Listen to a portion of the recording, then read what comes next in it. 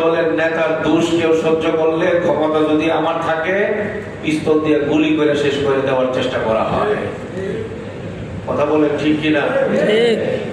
মাথায় টুপি আসলো কাদের দ্বারা, গালের দাড়ি আসলো কাদের দ্বারা, গায়ের পাঞ্জাবি লাগলো কাদের দ্বারা, আল্লাহকে চিনলাম কাদের দ্বারা, কোরআনের তিলাওয়াত করছি কাদের রক্তের বিনিময়ে, বুখারী শরীফের হাদিসগুলো আমরা পড়ছি, বুখারী শরীফ সাহাবাদের নাম না থাকলে তো বুখারী শরীফের অস্তিত্বই থাকে না।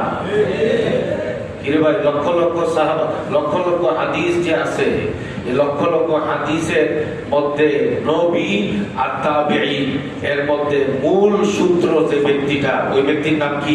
সাহাবা। মানে এটা একটা সুকৌশলে মানুষকে ইসলাম থেকে দূরে সরানোর একটা ষড়যন্ত্র। সাহাবাদেরকে বাদ দেওয়া, সাহাবাদেরকে কলঙ্কিত করা, সাহাবাদের বদনাম চর্চা করা, এর মানে তো হইল রাসূলের পাকের পর্যন্ত এই দুশ্চর্চাকে নিয়ে যাওয়া। কে রাসূলের হাতে তাইলে কেমন জামাত তৈরি হয়েছে, এই জামাতের এত দুষ, এত চর্চা, এত সমস্যা।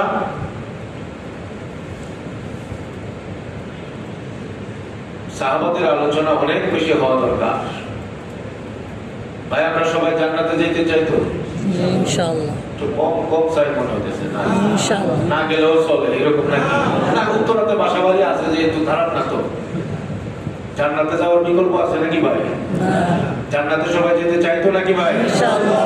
জাহান্নাম হইলে উপায় আছে ভাই? না। যদি উপায় না থাকে তাহলে একটা হাদিস নাও। রাসূলুল্লাহ সাল্লাল্লাহু আলাইহি ওয়াসাল্লাম বলেন, ইফতারাকাত বানু ইসরাঈল আলা 76 মিল্লাহ।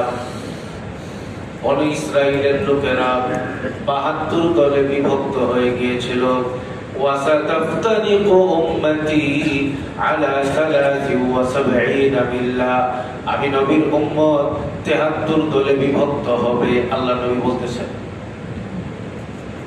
ইল্লা ওয়াহিদা। আল্লাহ নবী বলেন আমার উম্মত 73 দলে বিভক্ত হবে। কুল্লুহুম ফিন্নারি ইল্লা ওয়াহিদা।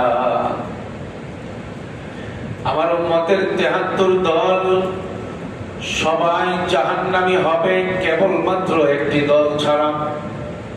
73 দল থেকে নাজাত প্রাপ্ত জান্নাতি দল হবে মাত্র একটা। বাকি 72 দল জান্নাতি না জাহান্নামী? জান্নাতি হবে দল মাত্র কয়টা? একটা।